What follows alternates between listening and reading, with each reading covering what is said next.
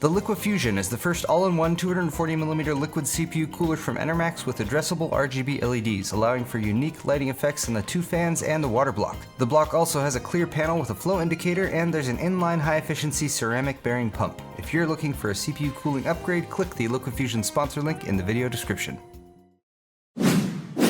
Excellent! Hey guys, how's it going, and welcome to Paul's Hardware. Today's video is all about how I built this computer. It's RGB. I was a little on the fence about it at first, but after I saw the pretty lights and colors, I decided, wow, this is the best system ever, and I'm completely happy with my purchase. So today's video is just about how once you build a computer like this, you're happy with it forever. And even though, yeah, there may be a few things like having digitally addressable front 200mm fans, or maybe like the option for a front tempered glass piece, might be nice, but I'm pretty much satisfied with what we... Right back. Alright, I take it all back. There's now an H500M from Cooler Master, so the system that we built in the H500P sucks, and this is much better. So let's be honest, if you watch show coverage, such as the CES 2018 show coverage, you may have already known that the H500M was on the way, because Cooler Master showed off an early version of it there. Speaking of show coverage, I'm going to be at Computex next week in Taipei, Taiwan, so don't forget to subscribe, because I have lots of videos coming out with coverage of that event. For today though, I have a limited amount of time, so what I'm going to do is take this RGB overkill build that I did earlier this week. It's got a Team T-Force Delta RGB SSD in there, as well as some Team memory. I'm going to transplant it into this system, and then I'll talk about the differences between the H500P and H500M.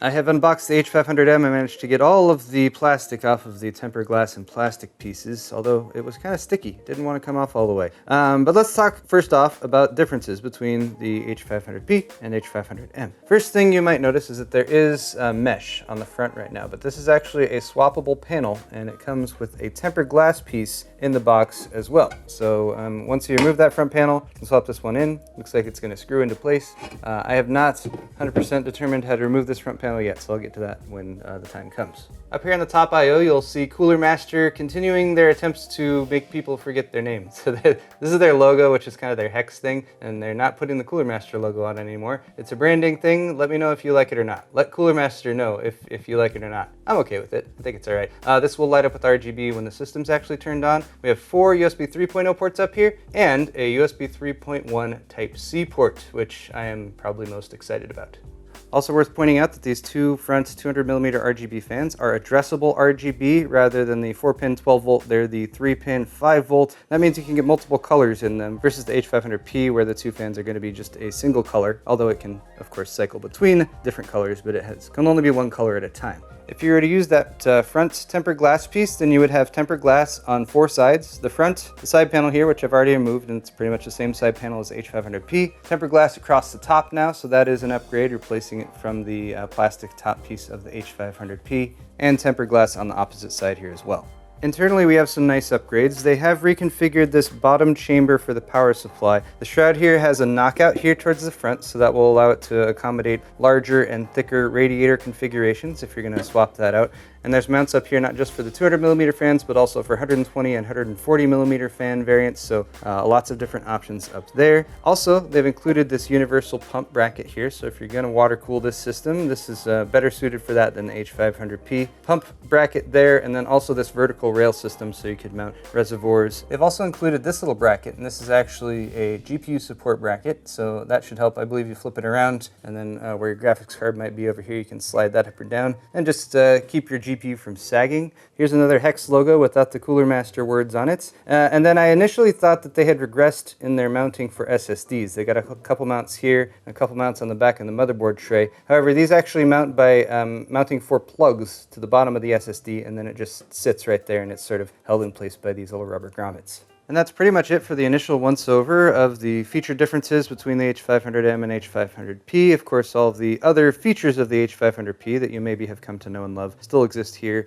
including the panels for covering your cable management in the back, and just the nice clean look overall. It does have a bit of an updated look on the front, I guess, aesthetically as well, but it does look like they've put tons of extra ventilation here on the side, so if you do go with tempered glass in the front, you will get still, hopefully, a decent amount of airflow. I am not doing scientific tests of airflow today, though. I'm just going to get this system swapped into this system.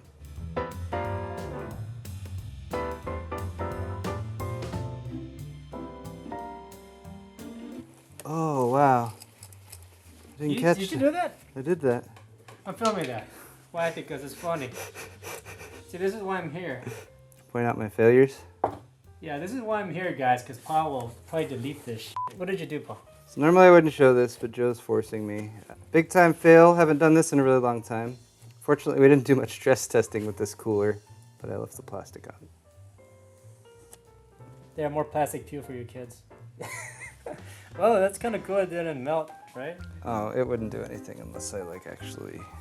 You have to warm the system up. Paul looks embarrassed. You're sweating. Of course I was already sweaty before that happened. Oh man, that was funny.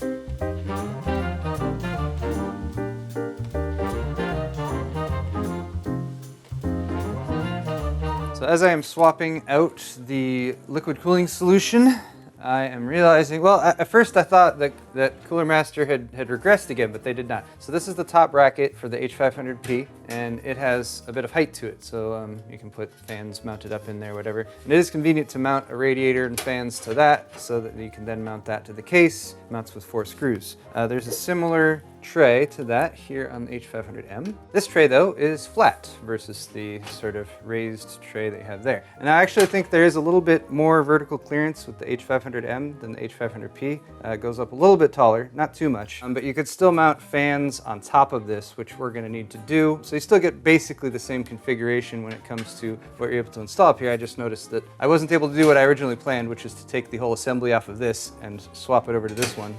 In case you're wondering if they fit, probably not. It does set right there, but there's 6 screws to mount this one and 4 to mount this one, so the screw holes don't line up.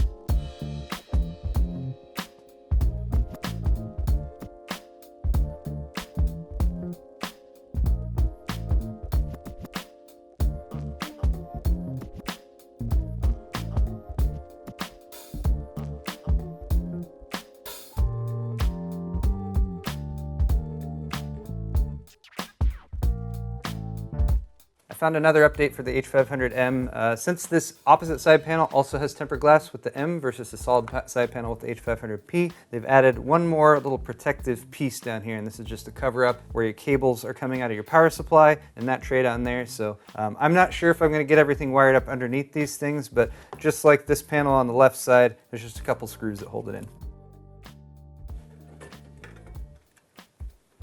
And another discovery mounted to the back of this is a little intelligent control panel so you can connect up your LEDs.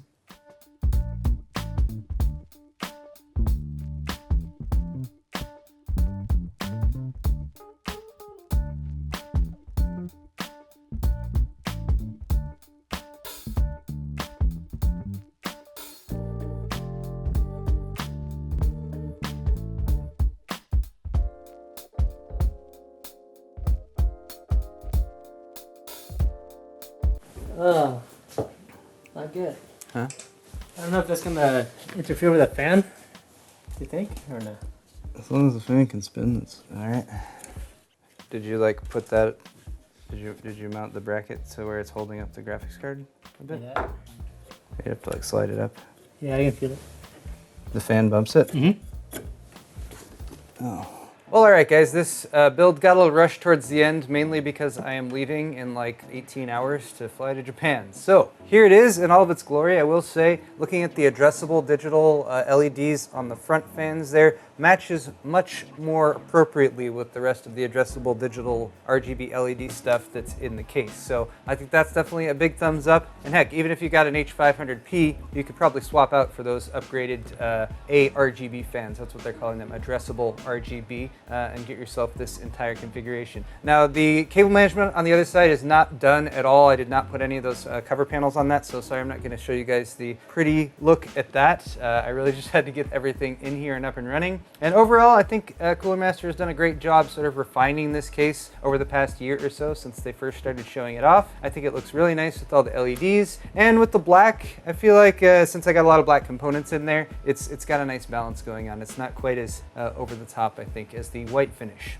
Now, if I have developed a pet peeve with this case, it is absolutely going to be the installation or mounting of the side panel here. I just feel like something that doesn't require a tool, because you really need a flathead or something to twist that and put it in place. It's really the only thing standing out to me right now. Of course, this has really just been my first impressions of the H500M, but I'm liking what I see so far, and I think anyone who gets this case will be happy with it. I do want to point out the cost, $200 MSRP, so it's about 50 bucks more than the H500P for some additional tempered glass, as well as some more usability, especially if you're considering liquid cooling in the future. But guys, don't forget to subscribe to my channel, because all next week I'm going to be bringing you coverage from Computex in Taipei, Taiwan. So lots of videos, lots of new stuff coming out. Hit the thumbs up button if you enjoyed this video, of course, and we'll see you guys next time.